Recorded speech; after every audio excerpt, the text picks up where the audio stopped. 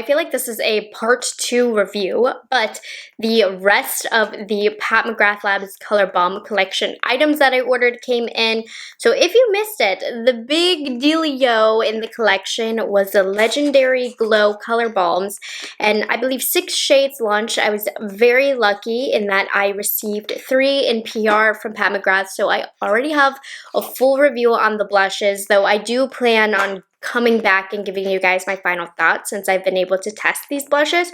But today what we're going to be reviewing, testing, swatch comparing, I have the new Passion Fleur eyeshadow quad, and then I'm unsure of how I'm going to feel about this because I haven't been the biggest fan of this formula in the past, but it looked really gorgeous online. The Skin Fetish Xtreme Highlighter and Balm Duo. So we're going to be talking about those. So let's go ahead and get to it. I will have the link down below if you would like to shop anything from this sale. So quickly passing through, I do want to update you on the blushes. I'm not sure if I'm going to put these on my cheeks in today's video. It depends on how the duo looks on my cheeks, but I've been wearing these.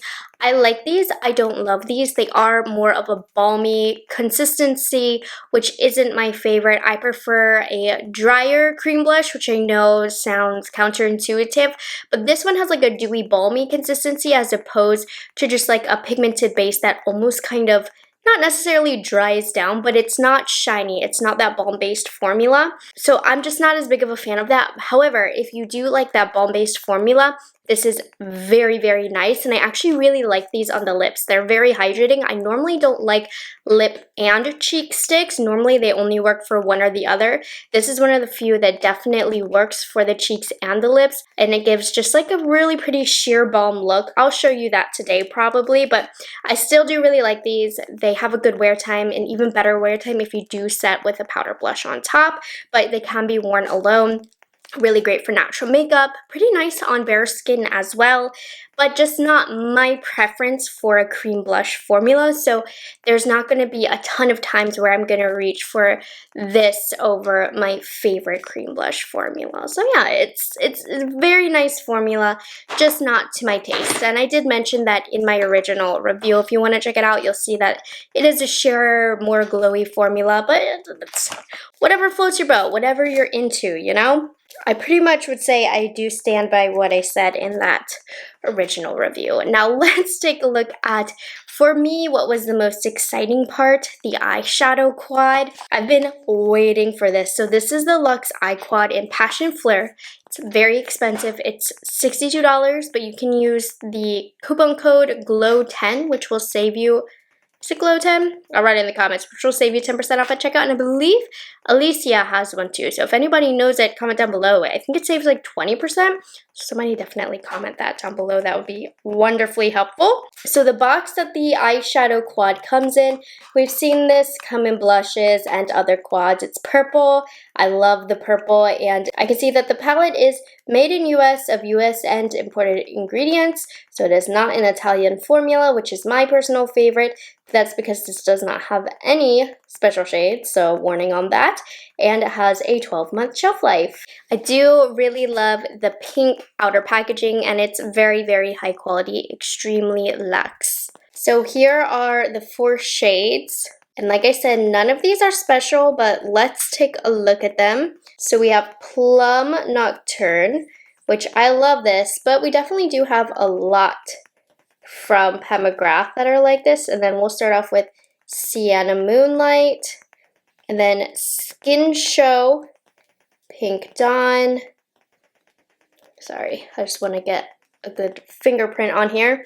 And then this one right here is Rose Fire Glow. So you can see how reflective they are, but these are more of a metallic formula. They are not a special shade. They don't contain any extra glitters. They are reflective. So we have this matte plum shade. Not completely the deepest plum shade I've ever seen, but it is not quite mid-tone. Then we have Sienna Moonlight, a stunning metallic shade.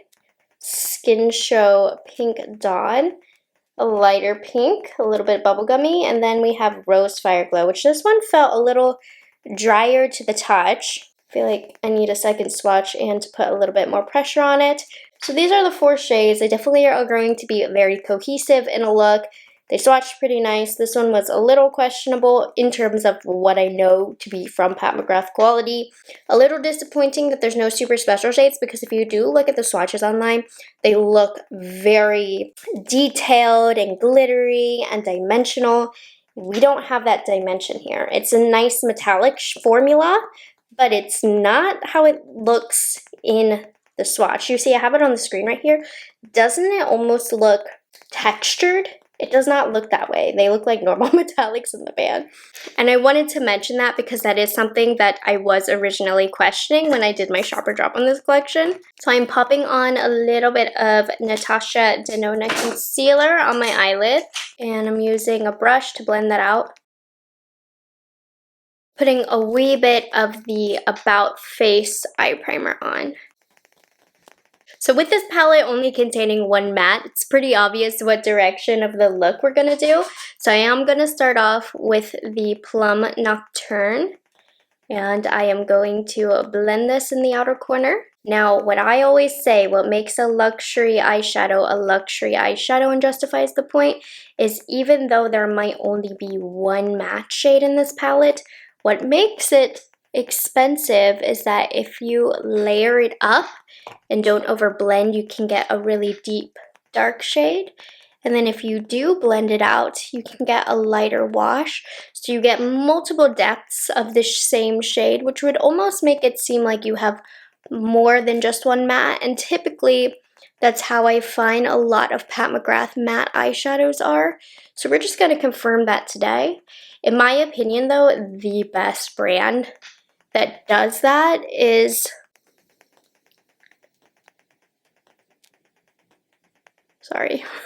is Natasha Denona. I feel like all of her formulas, you can get multiple depths with just one matte shade. Viseart is also a really good one, and sometimes Tom Ford. It depends on the palette, but Tom Ford can have only one matte in their quad, and it's okay because you can still make it look like you have 3 different mattes on the eyes. So this is blending pretty nice. Do keep in mind, it is a dark purple, and these are a little harder to blend out, so it's not blending out like butter, but it is pretty simple, but not buttery smooth. You know what? The more that I'm working with it, the less I'm liking the blendability of this. Like, can you see how it's just a little stuck in the outer corner? It's nothing I can't handle, but if you are a beginner of makeup, this definitely is not doing the job for you. You have to have a little bit of skill, a little bit of technique, light hand to make this work. So I give this a rating of like a 3 out of 5. It's not my favorite, but we'll make it work because it's pretty. While we're at it, I'm just going to run it along my lower lash line as well. I like this shade. I think it's pretty, but the palette is $62. And does that justify me saying it's not the easiest blend in the world? My suggestion with Pat McGrath, especially with quads like these, is to always wait, because eventually Pat McGrath will have a sale where you can get this on sale. And I'm edging towards, even without touching the rest of the shadows, that this is going to be an item that will be more worthwhile on sale because there are no special shades in here, first and foremost. And then the purple is not amazing, but let's continue on this journey. I want to check out Rose Fire Glow, mostly because it did not swatch amazing. And with a brush, honestly, okay, that's gorgeous. I'm going to do 2 different looks on the eyes, just with the different shimmers, since we have 2 kind of mid-tone shimmers. So we're going to do one mid-tone shimmer here. Even though I said it swatched a little drier, and it does feel a little drier in the pan, it's applying just fine. It's not like a cream by any means, but it looks pretty and dimensional. I'm wiping off this brush, and then we're going to go in with Sienna Moonlight, which is a little bit more cool toned. So it's going to change the vibe of the look. So the eye that has Rose Fire Glow on it is kind of that typical pinky divine rose look that Pat McGrath has a lot of. And then I really love it with Sienna Moonlight because it gives more of a cool tone, galactic-esque kind of look. And this shade is a little bit more messy, so I am getting a little bit more fallout with it, but it is quite pretty, right? 2 different vibes with those shades. Wiping off my brush, we're going to finish off with this one right here, Skin Show Pink Dawn. And I'm just putting this all over the inner part of the eyelid. This one would be pretty alone with the matte shade also. So you can get really simple, easy eye looks with this palette. There's a lot of different directions you can go. You don't even need to use the matte shade. I think these shades are pretty enough to where they can stand out on their own, just as a wash of glimmer on the eyelid. That's pretty. And then I'm gonna go back in with just a little bit more of our plum shade because I want to redefine the outer corners. I think it's very interesting how just changing up the center lid shade I did really changed up the looks and the vibes. I think both are very, very cute. And I think overall the quality in this quad was very nice. Nothing amazing in terms of Pat McGrath. It's like good Pat McGrath quality, but it's not her best work. It's not her most special work, but very, very pretty. Love the colors. Nothing to write home about. If you collect Pat McGrath, we'll do some swatch comparisons at the end of this. I like it. I don't have anything bad to say, but I'm not wowed. But the colors in here are my vibe, so I still can see this being something that I would choose to wear on my own. Okay, I'm going to finish up the eyes and then we'll get to the complexion products. I love the thunderstorm that decided to start while I was filming, but the show must go on. I always do this, but off camera, I decided to try my hand at using this as eyeliner, and it worked out great. So this is a good eyeliner shade. Get a lot of depth, good sign of a luxury eyeshadow. Let's move on to the Skin Fetish Highlighter and Balm Duo in a new shade, Extreme Cyber Lotus. I used to have one, but it dried out, and I decluttered it because, to be quite frank, I did not use it very often. But the shade in this intrigues me, so I wanted to pick it up. It's very expensive. I don't remember this being $58. So this is a double-sided face highlighter. I'll show you the details in a second. But it does come in this box, purple. The product is made in Italy and it has an 18-month shelf life, which is decent for a cream product. Now the packaging is very, very luxe, heavy, weighty.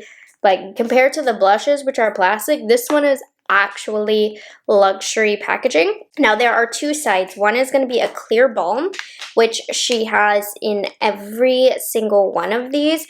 And I personally, I'm showing you right now, I just use this as like a lip balm. You can put it on the face and it does give a dewy, balmy look. It's supposed to give a nice layer of hydration. It's okay. It's not a product that I feel the need to ever use, so I've honestly just never used it.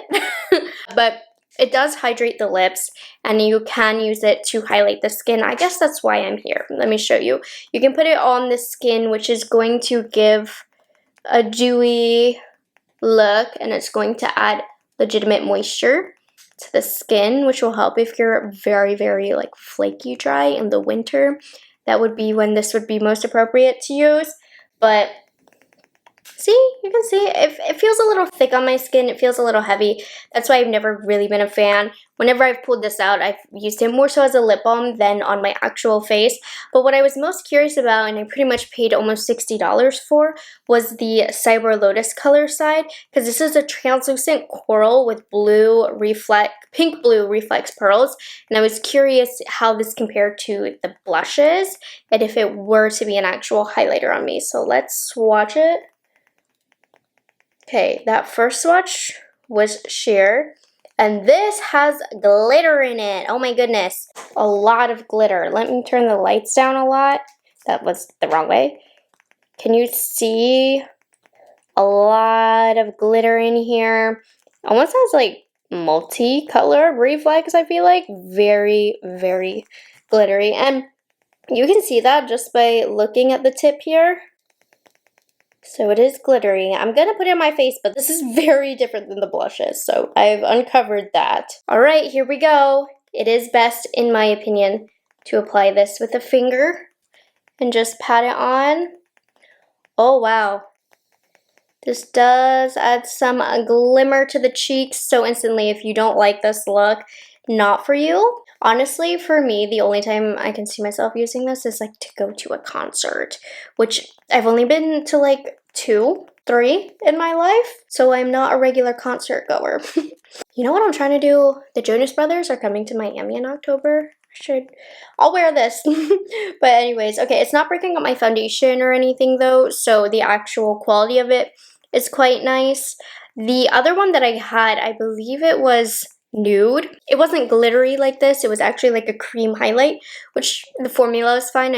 I'm not a fan of cream highlight. This one, it's like adds texture. Not to the face. I'm talking about the glitter. It adds that glitter. This is actually very fun for concert goers, ravers, people who go clubbing at night and stuff, things that I do not do. This is not for me. So overall, I probably should not have spent the money on this, but I saw what I needed to see. And what I saw was that this is not for me. It's not necessarily bad quality, but it's not something that I would use. And I did want to do a quick once over of the cream blushes again so that we can get it all in one kind of stitch. So in case you're curious, the Legendary Glow Color Bombs are $29 each, which is a much more respectable price than the highlighter. However, do keep in mind that the packaging is plastic. It feels quite cheap. I'm going to swatch the colors for you that I do have. There are 6. I have 3. So the first one that we have is Fleur Teak. And just so you can see in that one swipe, it's not pigment packed. You can layer it and you'll get more pigment, but you can see that dewy, balmy color that it has, but it's not bad on the face, at least with my skin tone. And I do feel like the range that they have is appropriate for multiple skin tones depending on the colors that you get. So then we have Sun-Kissed Seduction. If you want to see a swatch of all of these on my cheeks, I will link that review down for you, but Sun-Kissed Seduction is great for a more medium to deeper complexion. And then lastly, Peach Lotus, which is also very good. So these do have pigment. They are buildable.